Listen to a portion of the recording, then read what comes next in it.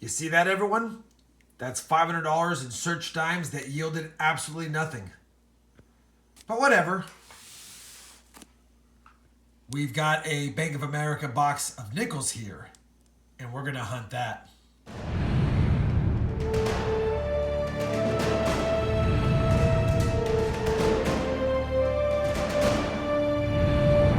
Hey everyone, it's Rob from Rob Finds Treasure, and we've got a Bank of America box of nickels. Now, I don't know why it's taped up this way. I don't know if the box was dropped and got shattered. I thought maybe when she was bringing it up to me, maybe it was customer wrapped rolls, and then I was nervous, but you can see through the top, there is machine wrap rolls in here. So, I don't think I can open this live for you. There's a lot of tape on this. So what I'm gonna do is get it open, and we'll take a look at the enders together. I'll be right back. All right, everyone, I've cut around here. Let's take a look inside together. Not seeing anything awesome, but I do see that it is circulated nickels, and that's a great start. Let's crack into these rolls, and we'll loop you in if we find anything cool. Second roll in, guys. Just pulled out a 1959, and the second to last coin of the roll is a nice 1947 Denver. So that roll yielded 2 coins worth keeping. And let's get back to the hunt. All right, guys, third roll. Spilled it out. This is an odd coin. Looks like it's going to be another one of those foreign coins. Let's just double check to make sure. Yep. It's a 5-cent euro cent. Ooh, that's a different front for me.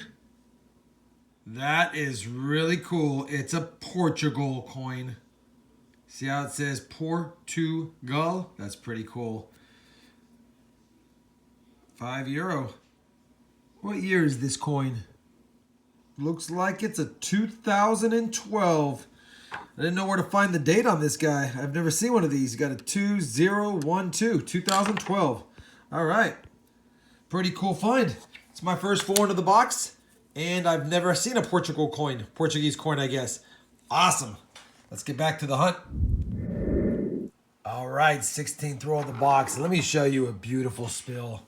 So I dumped the coins out, and as I'm crinkling the paper, the last end, I guess it got caught, and it catches, and look what goes in the back. Looks pretty toasty. Yeah, it looks pretty toasty. Doesn't look like it has a mint mark. I guess it could have one there. Maybe there is something there. I'll have to look under the loop. Could be an S or a D, but before we get ahead of ourselves, let's see if there's a year on it. There is. 1929. Let me look under the loop and see if I can see a mint mark. Hold on one second. Yeah, there's no mint mark, but we got ourselves a 1929 Philadelphia Buffalo nickel in the box in the 16th roll at the end of the roll. It's in rough condition, but I might give it a little bit of soap and water, possibly, just to freshen it up. Other than that, we'll take it. Got our first Buffalo nickel. Awesome. Let's get back to the hunt. We're on roll number 28, and we got ourselves a 1940 Philadelphia. It's only our second 40s of the box, so, I mean, I got a Buffalo already, which is nice, and we've got 10 in the 50s and a foreign. Also, no 2009s. Kind of a cool box, kind of a different box so far. Loaded with 50s, got a Buffalo, just over halfway in, and let's get back to the hunt. Very next roll, right towards the end of the roll, we got a 1940. Another Philadelphia mint, so good to see a few 40s coins in the last few rolls. Let's finish out this roll and get back to the box. Okay, guys, 32nd roll of the box. It just slid down as I pulled that coin away. We've got ourselves a second Buffalo nickel. Again, it looks like it could have a mint mark. Maybe it's just the coloring. I'll have to look under the loop, but let's see if it has a year. It does.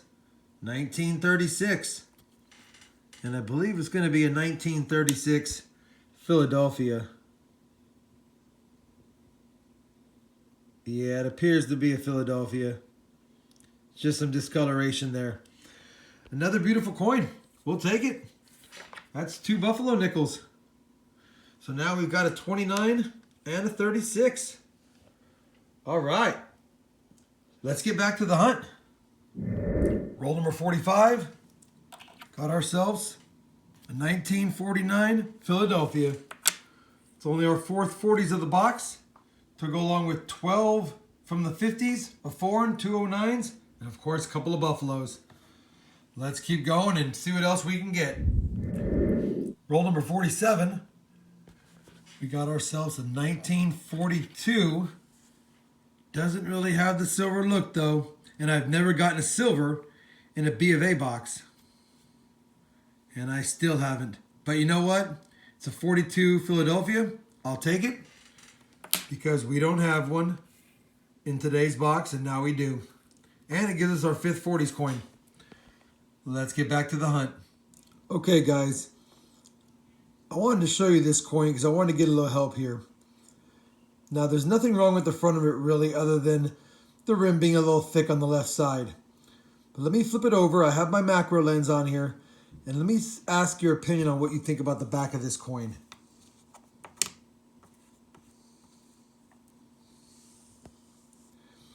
You can see here there is an extra piece of metal or something was impeding the planchet when it was in the die. And the reason why I know that is if you look right here where the pillar is, you can see clearly that it was died with that extra metal or that impediment in the die, and it pushed whatever that was through and still got part of the stamp. It runs across the whole entire back of the coin. It was definitely something there extra that impeded the way that it was minted, in my opinion. Now the coin's not in great shape, and I don't know what that is, but it's almost like there was a piece of fabric or maybe a leaf or some kind of soft material that was blown into where the die was, and when it pushed down, it blocked it. And that's why you have a raised surface there. Or there was some extra metal in there and it pressed it into it. I don't know what that is. Just seeking your guys' feedback. What could that be? Do you think that happened during the minting process as I suspect it did? Or am I just seeing things? All right, everyone, we finished that box of nickels. We ended up with 2 2009s, a coin from Portugal. We ended up with 13 50s coins, and we got a 53, a 54, and 3 55s.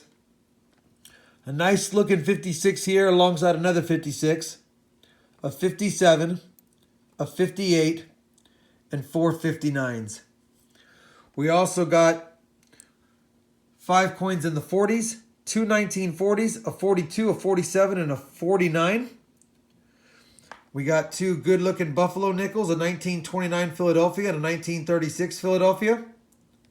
And then, of course, that coin I just showed you, that 1973, that appears to have something that was pressed into the back. And I think that was done during the minting process, but I'm not entirely sure. Looking for some feedback. Hope you enjoyed this hunt with me. If you did, please give the video a thumbs up. Leave any comments below for me. I appreciate it. And as always, thanks for watching.